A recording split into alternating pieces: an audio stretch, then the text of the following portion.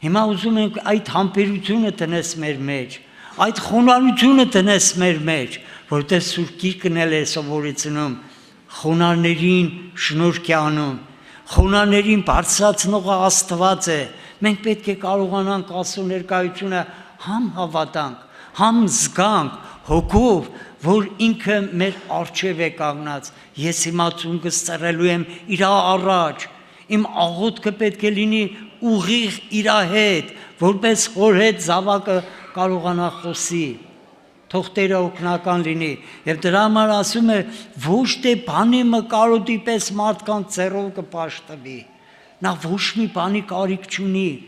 Ինչպես ժամանակին զոհեր են արել, նոխազներ են մորթել, այդ զոհ սեղանների վրա միշտ այրուն է թափվել, Տիրոջ առաջ իրանց մեղքերի, իրենց հանցանքների համար խնդրել են, որ ներվի։ Ինքը դրանց կարիքը չունի։ Ասում է իմս է երկինք ու երկիրը եւ ամեն բան, ինչ որ կա, իմս է։ Միթե ես մսի կարիք ունեմ։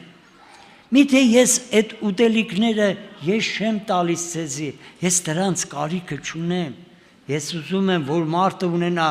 կոտրած ու խոնարհ սիրտ, որտեղ մարգարեությունում գրված է, թեպետ ինքը բարձրերում է բնակվում,